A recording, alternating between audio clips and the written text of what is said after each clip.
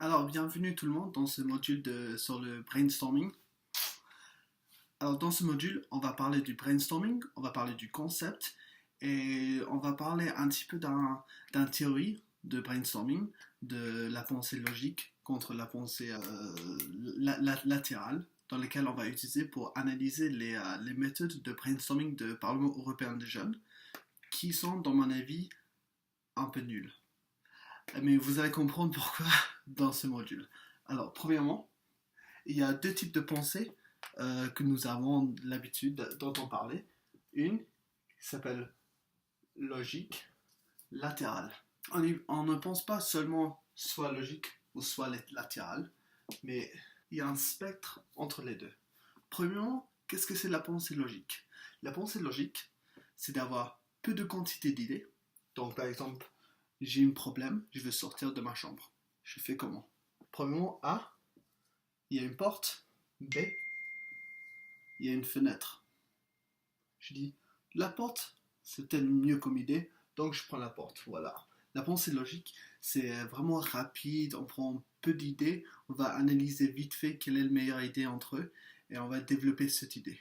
C'est ce qu'on fait tous les jours, parce que c'est beaucoup plus rapide, et on ne veut pas penser pendant 5 minutes sur comment est-ce que je veux manger mon sandwich, par exemple.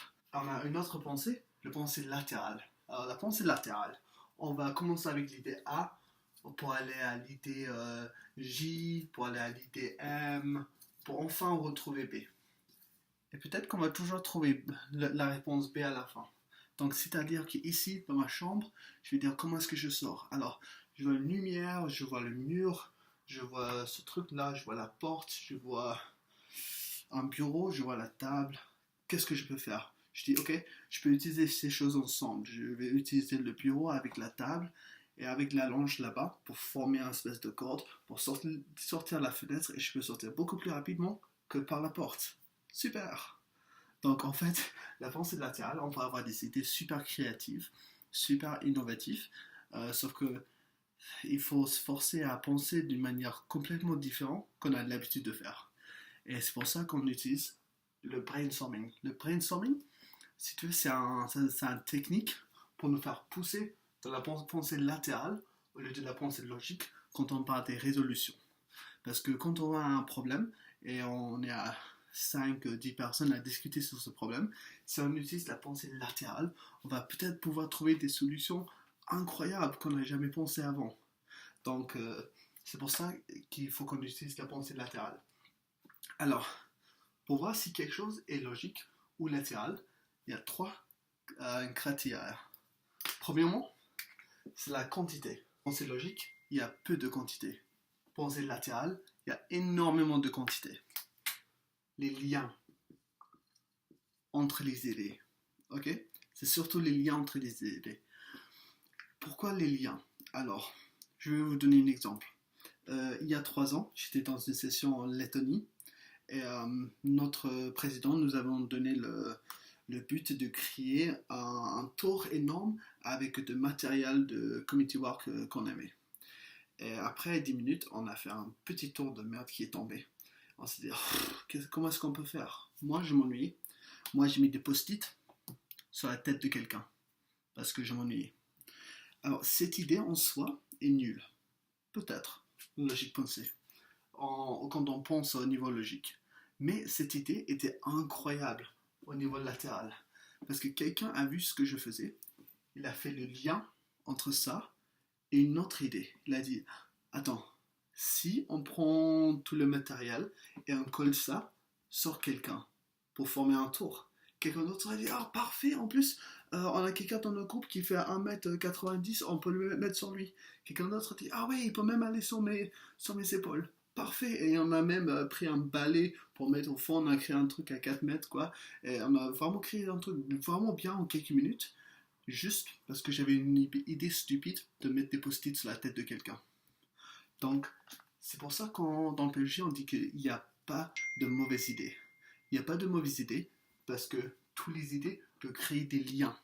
Et c'est pour ça qu'on va avoir une grande quantité d'idées pour avoir beaucoup de liens entre les idées pour former de nouvelles idées. Et si on a beaucoup de quantité et on a beaucoup de liens, une autre chose qu'il faut faire, c'est la manque de contrôle. Manque de contrôle, qu'est-ce que ça veut dire? C'est que, imagine si on est en groupe et on dit, ok, on se lance des idées sur comment est-ce qu'on peut voilà, créer ce tour. Si moi je dis seulement deux ou trois idées qui sont vraiment bien, il y a beaucoup de contrôle sur mes idées. Pourquoi est-ce qu'il y a beaucoup de contrôle? C'est parce que je n'ai seulement les idées que je pense qui sont bien.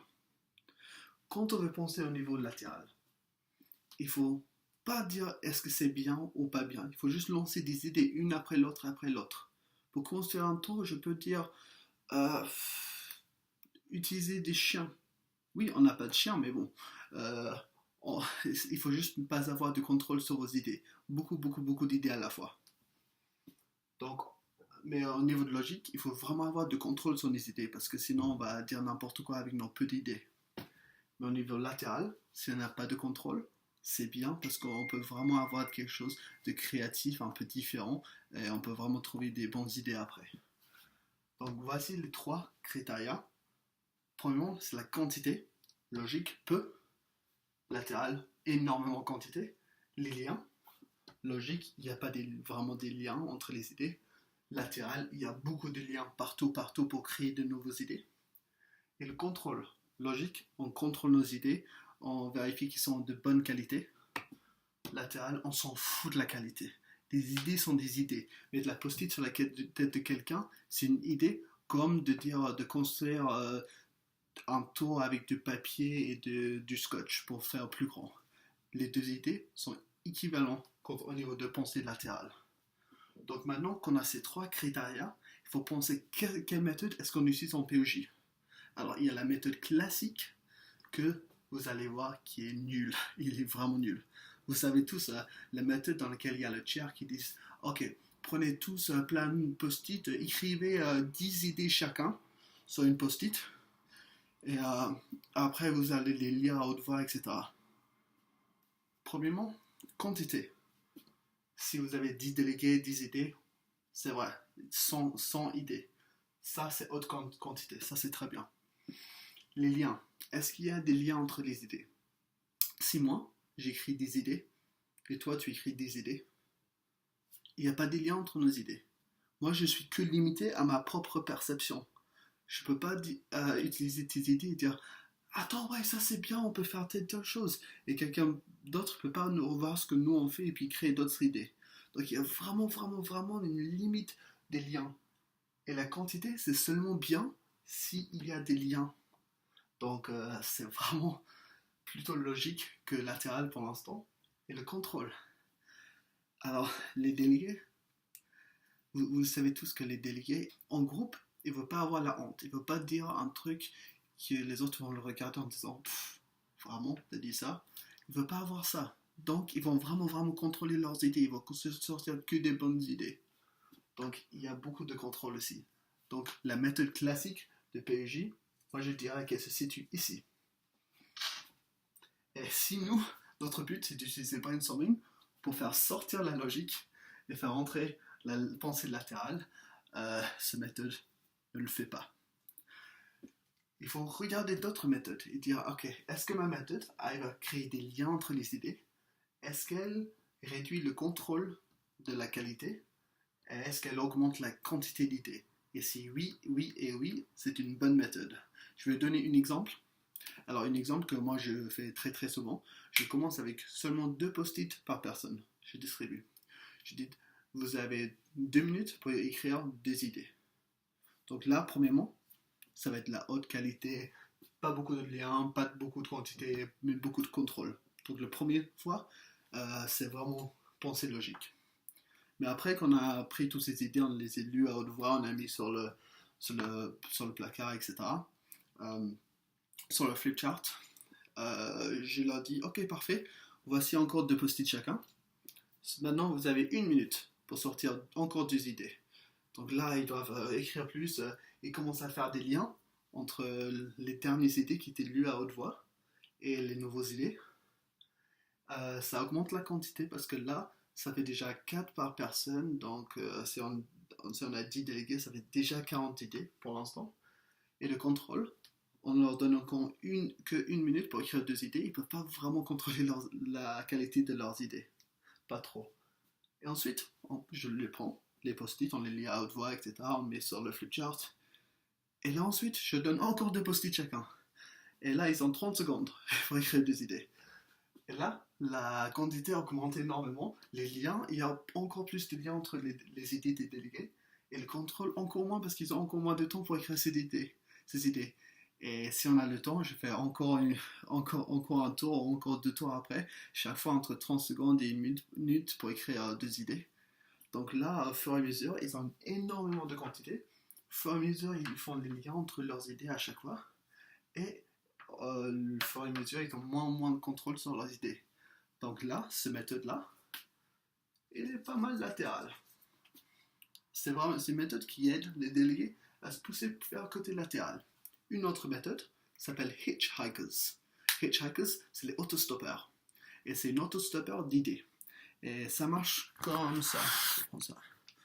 On prend une feuille et ensuite on va écrire par exemple une première idée. On va écrire, si moi j'écris ma première idée sur la feuille, voilà, j'écris pas idée normalement, j'écris une phrase, etc. Et moi je la passe à la personne à ma gauche, la personne à ma droite me passe sa feuille. Moi je lis leur idée et je marque une deuxième en dessous. Je fais passer, je prends la feuille de quelqu'un d'autre, il y a déjà 2 idées, je les lis. J'écris une troisième. On fait que passer comme ça. Et ça continue à passer jusqu'au moment que chaque feuille a une dizaine d'idées, etc. Et là, on a énormément de quantités. On a genre 100, 150 idées. Ça, c'est énorme. Les liens. Parce qu'avant d'écrire mon idée, moi, je dois toujours lire les idées des autres. Donc, ça crée les liens entre nos idées à chaque fois. Et contrôle. Personne n'est là pour me juger parce que je suis anonyme. Je peux créer une idée. Personne ne sait que c'est moi. Parce que ça va être passé, et je ne serai pas jugé pour ça. Et comme j'ai que quelques secondes pour écrire une idée et le passer, je contrôle vraiment pas mes idées. Donc encore une fois, ça c'est une autre idée qui est bien ici au côté latéral. Donc vous pouvez regarder, il y a beaucoup d'autres méthodes de brainstorming. Peut-être vous en avez fait d'autres idées, et vous avez fait d'autres méthodes avec des tiers ou d'autres personnes avant. Et juste demandez-vous même, est-ce qu'on a haute quantité?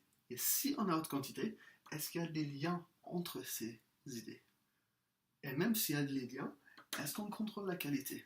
Et si vous posez ces 3 questions, vous allez retrouver si votre méthode de brainstorming est bien latérale ou c'est vraiment que de la logique.